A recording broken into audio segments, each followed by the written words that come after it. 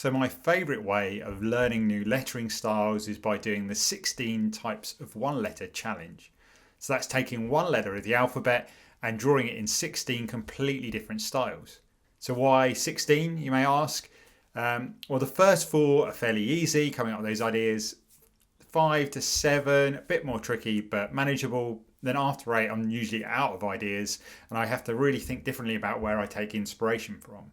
So it's a great creative exercise to help you improve your artistic lettering skills. So you can get the worksheets, link provided in the description. The sheets include 16 letter builder grids, which is a product myself and Stefan have put together to help you draw consistent letter forms. I've also included a JPEG for those who want to do it digitally and want to put it on their iPad or Surface or Android tablet. So the rules of the challenge are: number 1, choose just one letter of the alphabet. This can be your favourite letter, or it could be your initial, or you could decide to do a number if you wanted to instead. We're just going to stick with just one letter over all 16 styles. So number 2 is set a timer for 60 minutes.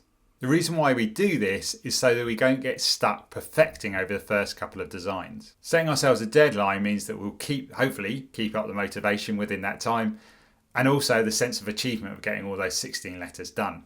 But this doesn't mean you can't go on later and perfect some or all of the designs you did in that hour. This is about just getting out the 16 letters in that time frame. Number 3, draw your chosen letter in 16 different styles. I've included some prompts to help you get started with type styles you want to use, or just miscellaneous things like doing it in 3D, using vehicles to construct it, make it out of bubbles, lots of different things. Especially when you get over 8, you get a bit stuck, like I said. These are here to help you just push those ideas out. And number 4, let your creativity take over and just have some fun. You can either do this once, or you can do it for the next 26 days and do every letter of the alphabet every day in that period of time that you've set yourself.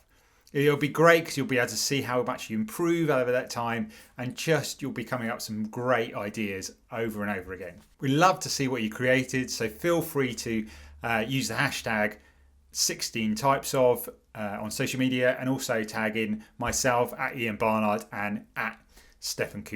Let me know if you've got any questions. Otherwise, enjoy the challenge and I'll see you in the next video.